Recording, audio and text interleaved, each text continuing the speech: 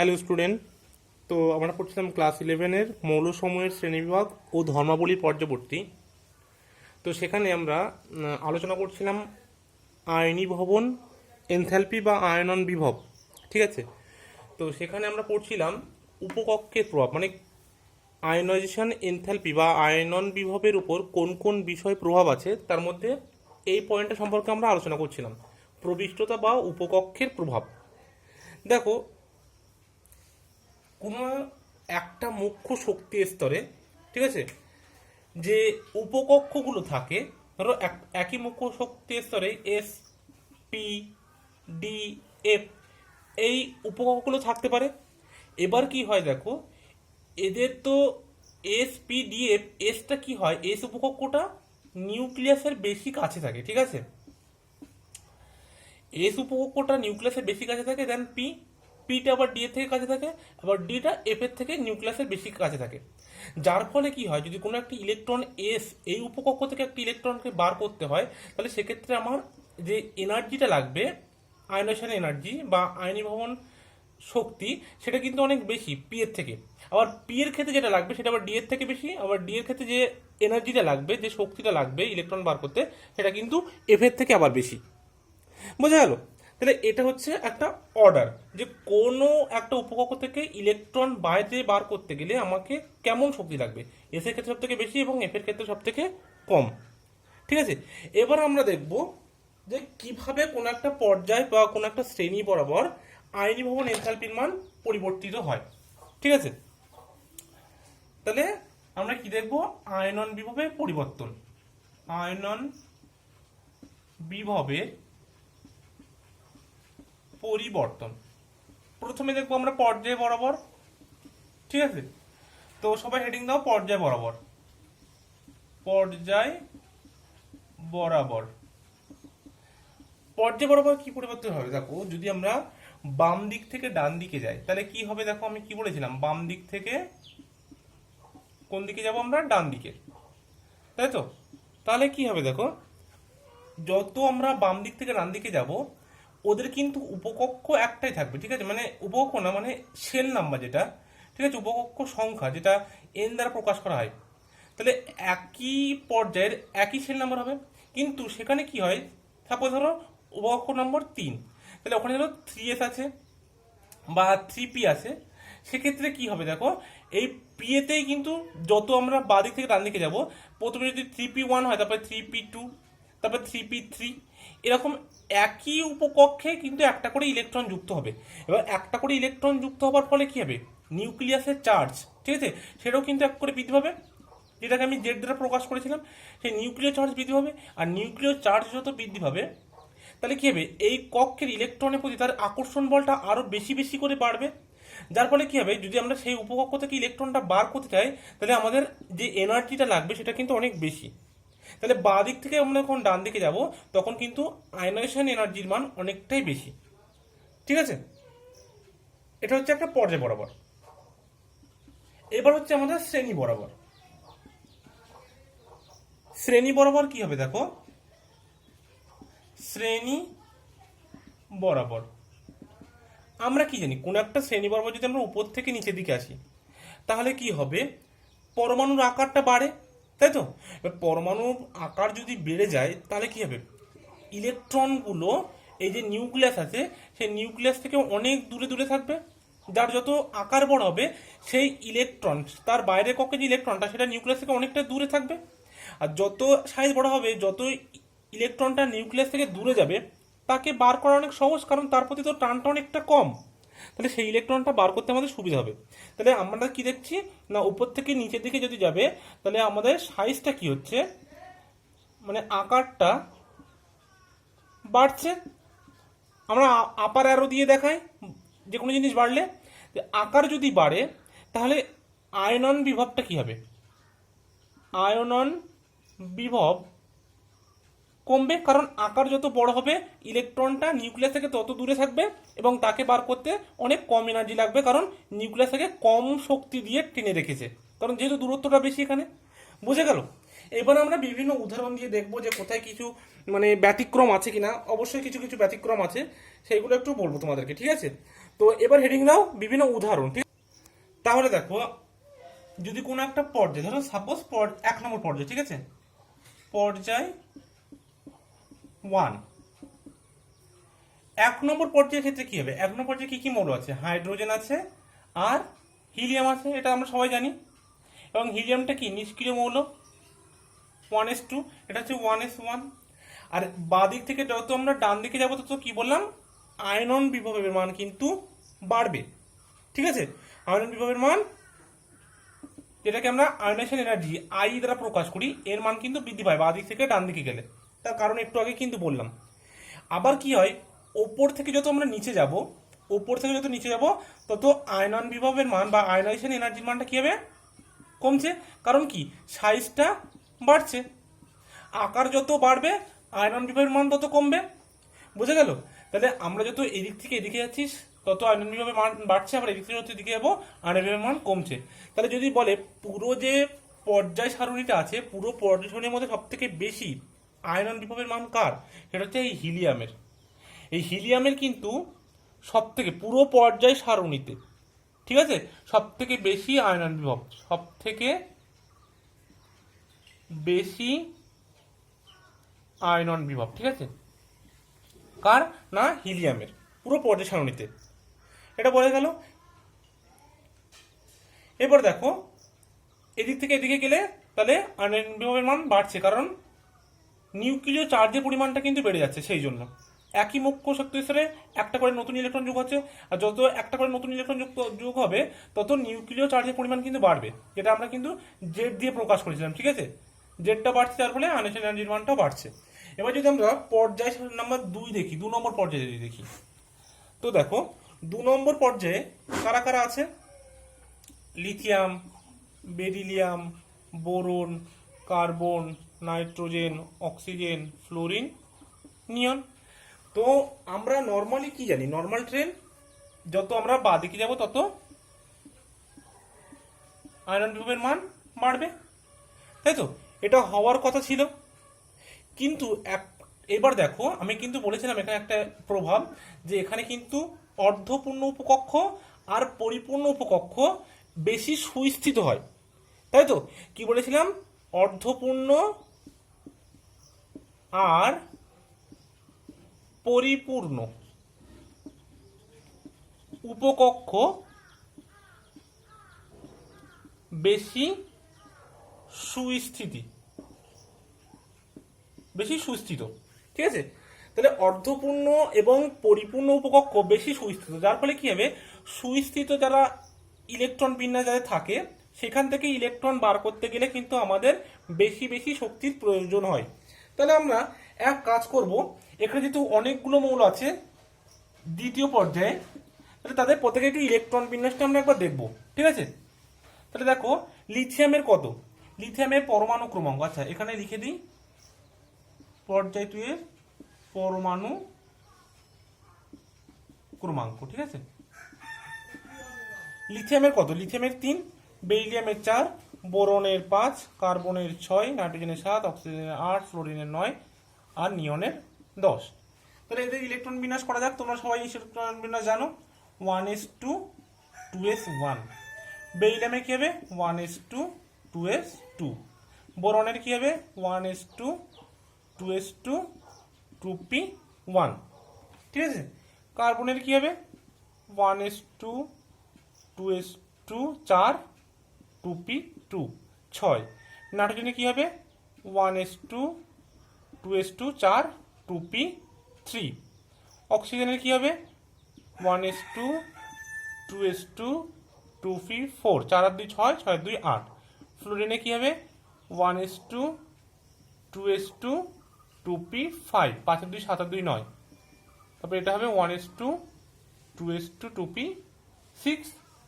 তাহলে দেখো, এখানে দুটো জায়গা তোমরা একটু লক্ষ্য করো, সেটা হচ্ছে বেরিলিয়াম আর বোরন, আর নাইট্রোজেন আর অক্সিজেন, ঠিক আছে।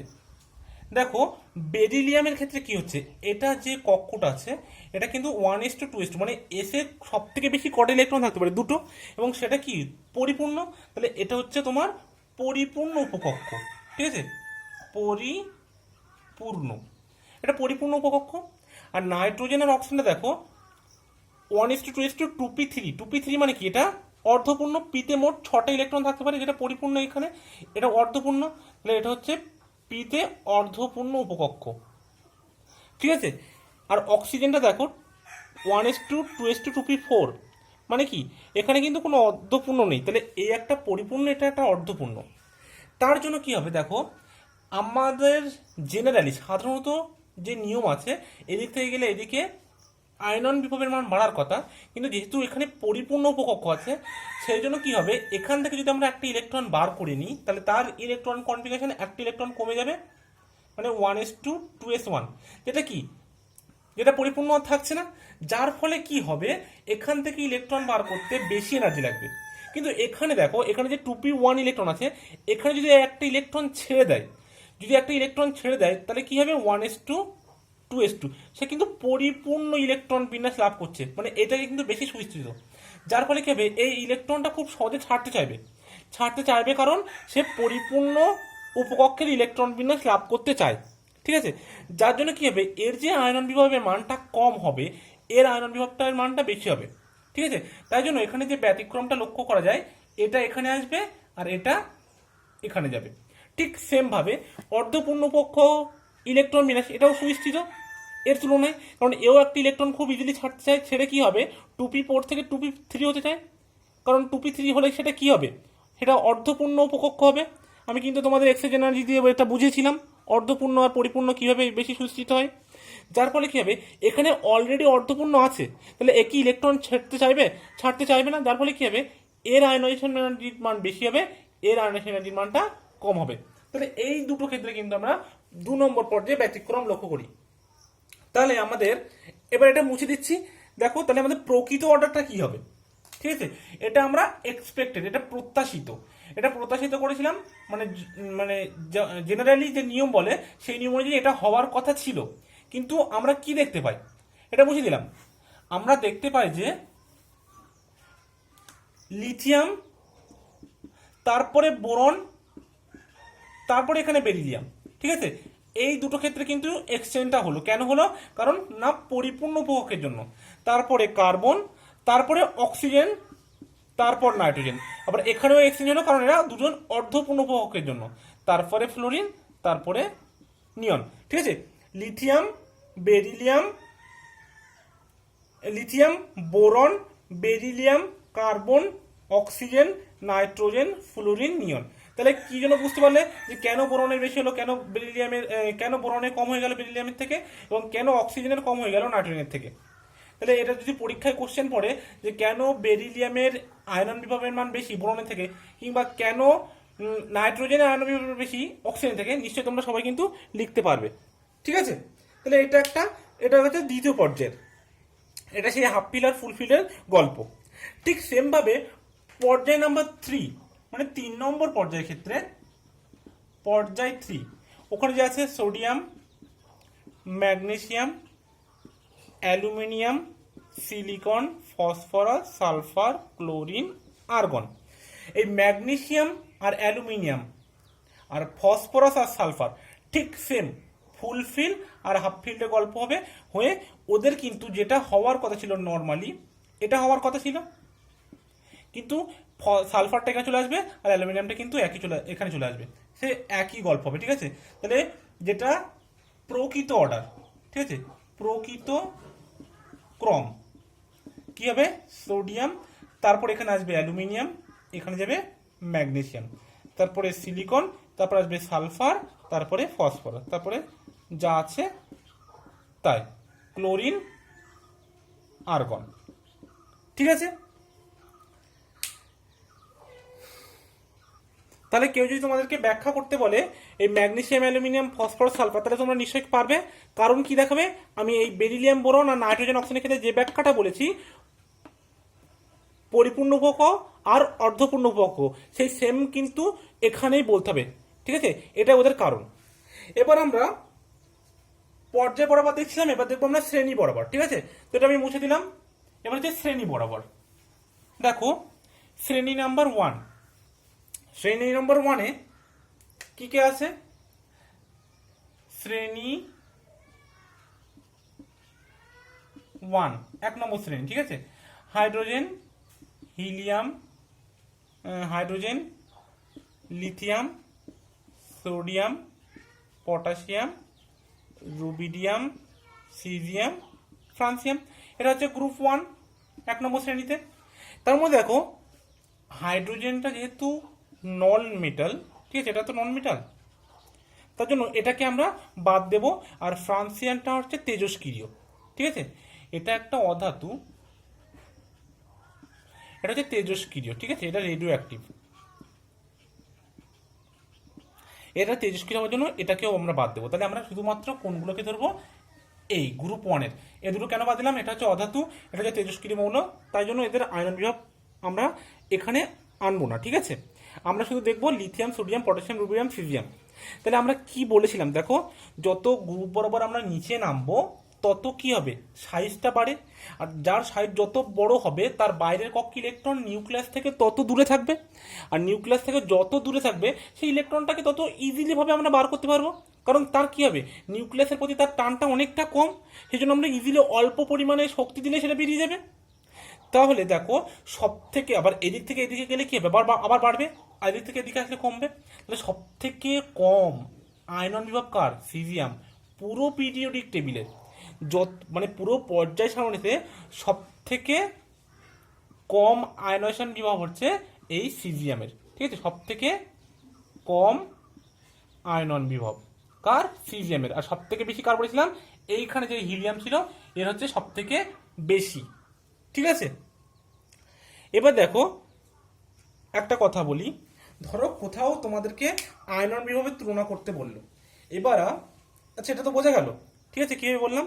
এবার দেখো তোমাদের কোথাও কোশ্চেন দিল যে আয়নন বিভবের তুলনা করো, এবং সেটা যদি এমন হয় কোনো একটা মৌলের, সাপোজ ধরো নাইট্রোজেনের দিল, ঠিক আছে, নাইট্রোজেনের প্রথম আয়নন বিভব বা নাইট্রোজেনের দ্বিতীয় আয়নন বিভব যাই দিক, ঠিক আছে, যে নাইট্রোজেন আর নাইট্রোজেনের N+, এদের আয়নন বিভব তুলনা করতে বললো, তখন তোমরা কিভাবে তুলনা করবে। দেখো সবসময় আমি বলেছিলাম যে আয়নন বিভব মানে ধরো N2+ও দিল, সাপোজ আমি বললাম, তাহলে কি হবে, এখান থেকে এখানে যদি I1 হয়, এখান থেকে এখানে যদি I2 হয়, তাহলে সবসময় বলেছি যদি একই মৌল হয়, মানে সবই দেখো এখানে নাইট্রোজেন নাইট্রোজেন নাইট্রোজেন, তার ক্ষেত্রে কি হবে, যে প্রথম আয়নন বিভবের মান সেটা কম হবে দ্বিতীয়টার থেকে, ঠিক আছে, সবসময় এটা মনে রাখবে, মানে যেটা পরবর্তী আয়নন বিভব সেটা সবসময় বেশি হবে প্রথমটার থেকে, বুঝে গেল।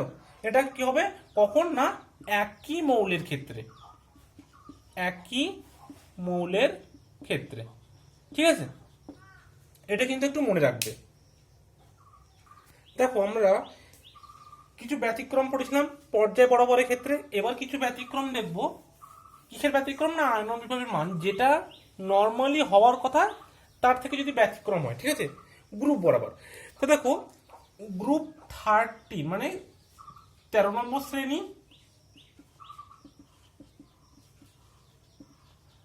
আর 14 নম্বর শ্রেণী, ঠিক আছে, 13 and 14 গ্রুপ, এরা ব্যতিক্রম দেখায় এবং এইগুলোই নর্মালি এক্সামে আসে, পরীক্ষার ক্ষেত্রে কিন্তু এই দুটো শ্রেণীর যে ব্যতিক্রম সেইগুলো পরীক্ষায় আসে, ঠিক আছে। তো দেখো আমি প্রথমে 14 নম্বর শ্রেণীর কথা বলি। দেখো 14 নম্বর শ্রেণীতে তোমরা যদি লক্ষ্য করো আছে carbon, silicon, germanium, tin, lead. এবার আমরা কি জানি, কোনো একটা গ্রুপ বরাবর যদি আমরা নিচে যাই তাহলে তার সাইজটা বাড়ে, আর যার যত সাইজটা বাড়বে তার আয়নেশন বিভবের মান তত কম হবে। তাহলে আমাদের প্রত্যাশিত অর্ডার কি হবার কথা, প্রত্যাশিত ক্রম কি হবার কথা ছিল, কার্বনের সব থেকে বেশি, তারপরে সিলিকন, তারপরে জার্মেনিয়াম, তারপর টিন, তারপর লেড, এটা হওয়ার কথা ছিল। কিন্তু আবার কি দেখো লেডের ক্ষেত্রে কি হয়, ল্যান্থানাইট সংকোচন হয়। তোমরা সবাই জানো নিশ্চয়ই ল্যান্থানাইট সংকোচন কি। এই ল্যান্থানাইট সংকোচনের দরুন এর সাইজটা টিনের থেকে একটু কমে যায়। এবার টিনের থেকে যদি কমে যায়, যার সাইজ যত কমবে তার আনবিভাবের মান তত বাড়বে, তাই জন্য এই লেডটা এখানে চলে আসবে আর টিনটা এখানে চলে আসবে। কারণ কি, ল্যান্থানাইট সংকোচন ধরুন লেডের সাইজটা একটু ছোট হয় টিনের থেকে, আর টিনের সাইজটা একটু বড় হয় লেডের থেকে, যার ফলে লেডের আয়রন বিভবের মান বেশি, টিনের আয়রন বিভবের মান কম। তাহলে প্রকৃত ক্রমটা কি হবে? প্রকৃত ক্রম হবে কার্বন, সিলিকন, জার্মেনিয়াম, লেড, তারপর হচ্ছে টিন। বোঝা গেল? কার্বন, সিলিকন, জার্মেনিয়াম, লেড, তারপর টিন। কারণটা কি? না ল্যান্থানাইট সংকোচনের দরুন। বুঝে গেল? 13 নম্বর শ্রেণীতে যদি আমরা দেখি, 13 নম্বর শ্রেণীতে কারা কারা আছে বলো? একদম বলেছিলাম মুখস্থ রাখতে, boron, aluminium, gallium, indium, thallium, TL. ঠিক আছে? আবার কি হবে? সেই একই গল্প, ওপর থেকে যদি আমরা নিচে আসি তাহলে সাইজ বাড়বে, সাইজ বাড়লে আয়নিক এনার্জির মান কমবে, আকার বাড়ছে, তাহলে কমার কথা। তাহলে আমাদের এখানে প্রত্যাশিত অর্ডারটা কি হবার কথা? প্রত্যাশিত ক্রম কি হওয়ার কথা? বোরনের সব থেকে বেশি, তারপরে অ্যালুমিনিয়াম, তারপর গ্যালিয়াম, তারপর ইন্ডিয়াম, তারপর থ্যালিয়াম। কিন্তু প্রকৃত যে ক্রমটা হচ্ছে সেটা এখানে খুবই জটিল। ঠিক আছে? আগে বলে দিই কি হচ্ছে অর্ডারটা। দেখো, এটা ধরো 1, এটা 2, এটা 3 নম্বর মৌল, এটা 4 নম্বর মৌল, এটা 5 নম্বর মৌল। ঠিক আছে? তো তোমরা এরকম ভাবে মনে রাখবে 15,324 অর্ডারটা হবে 15,324। কি বললাম? 15,324, এটা হচ্ছে অর্ডার। ঠিক আছে? এরকম ভাবে যাবে, মানে সবার প্রথমে আসবে বোরন, তারপরে আসবে থ্যালিয়াম, তারপরে আসবে 3 নম্বর গ্যালিয়াম, তারপরে আসবে কত? 2 নম্বর অ্যালুমিনিয়াম, তারপর আসবে 4 নম্বর ইন্ডিয়াম। ঠিক আছে? মানে প্রথমে হচ্ছে বোরন, তারপর থ্যালিয়াম, তারপর গ্যালিয়াম, তারপর অ্যালুমিনিয়াম, তারপরে ইন্ডিয়াম। এবার এখানে এই অর্ডারটা কেন হলো? কি বললাম? তোমরা শুধু এইটুকু মনে রাখবে 15,324, এটাকে 1, 2, 3, 4, 5 এই অর্ডারে সাজাবে। সাজানোর পরে অর্ডারটা মনে রাখবে প্রকৃত অর্ডার 1, 5, 3, 2, 4, 15,324। ঠিক আছে? দেখো এখানে কি হচ্ছে, এখানে অনেকগুলো ফ্যাক্টর একসাথে কাজ করছে। কোনো একটা মৌলের আয়নন বিভব বিচার করার সময় কি দেখা হয়? দেখো, তাদের এক্সচেঞ্জ এনার্জি, মানে এক্সচেঞ্জ এনার্জি মানে কি? যেটা পরিপূর্ণ অর্ধপূর্ণ কক্ষ। ঠিক আছে? তারপরে বিভিন্ন ল্যান্থানাইট সংকোচন বা এই যে সন্ধিগত মৌলের সংকোচন। ঠিক আছে? মানে এটা হচ্ছে ল্যান্থানাইট সংকোচন কি কি বলা হয়? এফ সংকোচন। ঠিক তেমনি ডি সংকোচনে কিন্তু দেখা যায় সন্ধিগত মৌলের ক্ষেত্রে। এফ সংকোচন যেমন দেখা যায়, ডি সংকোচনে দেখা যায়। এই এতগুলো কারণকে একসাথে মিলিয়ে তখন একটা কিন্তু প্রকৃত মান বার করা হয়। যখন আমরা আয়নন বিভবের মানগুলোকে ক্যালকুলেশন করি, বা যারা ক্যালকুলেশন করেছেন সায়েন্টিস্টরা, তারা কিন্তু শুধুমাত্র একটা জিনিসের উপর ক্যালকুলেশন করে না। তারা আয়নন বিভবের মান ক্যালকুলেশন করতে গেলে ল্যান্থানাইট সংকোচন মানে সাইজের ফ্যাক্টরটা দেখবে। ঠিক আছে? তারপরে কি দেখবে? না অর্ধপূর্ণ আর পরিপূর্ণ উপকক্ষের ইলেকট্রন বিন্যাস যেটা দেখবে। ঠিক আছে? তারপরে কি দেখবে? না আরও যে সমস্ত ইলেকট্রন বিন্যাস সেটাও দেখবে। মানে যতগুলো প্রভাব আমি বলেছি সবগুলো একসাথে মিলিয়ে তারা কিন্তু একটা ভ্যালু বার করবে, আর সেই ভ্যালু থেকে কিন্তু এটা এসছে। ঠিক আছে? দেখো, এই যে থ্যালিয়ামটা কেন এত আগে আসলো? তার কারণ কি? এখানে ল্যান্থানাইট সংকোচন হয়েছে, এবং ল্যান্থানাইট সংকোচনের দরুন এবং ইলেকট্রন বিন্যাস এমন হয়েছে যে এই থ্যালিয়ামের আয়নন বিভবের মান অনেকটাই বেশি, কারণ এর সাইজটাও ছোট এবং ইলেকট্রন বিন্যাসটা অনেক সুস্থিত ছিল। ঠিক আছে? মেন কারণটা হচ্ছে কিন্তু এই ল্যান্থানাইট সংকোচন থ্যালিয়ামের ক্ষেত্রে। ঠিক আছে? ল্যান্থানাইট সংকোচন বোঝা গেল? তারপর দেখো যেটা গ্যালিয়াম তার পরে এসে, কারণ কি? এখানে ট্রানজিশন, মানে এখানে হচ্ছে সন্ধিগত সংকোচন, এটা হচ্ছে ডি সংকোচন। এটাকে যেমন এফ সংকোচন বলা হয়, একে বলা হয় ডি সংকোচন। এর ডি সংকোচনের জন্য এও কিন্তু গ্যালিয়ামটা অনেক দেখো আগে এসছে, অ্যালুমিনিয়াম আগে চলে গেছে। আবার এই যে থ্যালিয়াম, এটাও কিন্তু আবার গ্যালিয়ামেরও আগে চলে গেছে। ঠিক আছে? এটা এই কারণের জন্য ডি সংকোচন, ল্যান্থানাইট সংকোচন এই কারণের জন্য হয়েছে। তবে তোমরা শুধু এইটুকু মনে রাখবে, এর অর্ডারটা 15,324 এই অর্ডারে হয়। ঠিক আছে? 13 নম্বর শ্রেণী ক্ষেত্রে। কারণ এখানে ক্যালকুলেশন করতে গেলে অনেকগুলো ফ্যাক্টর মনে রাখতে হয়, তার জন্য সেটা আমরা অত জটিলে যাচ্ছি না। তোমরা জাস্ট এখন শুধু জেনে রাখার জন্য যদি পরীক্ষায় পড়ে এই অর্ডারটা মনে রাখবে। ঠিক আছে? তো আজকে এই পর্যন্ত ঠিক শেষ করলাম।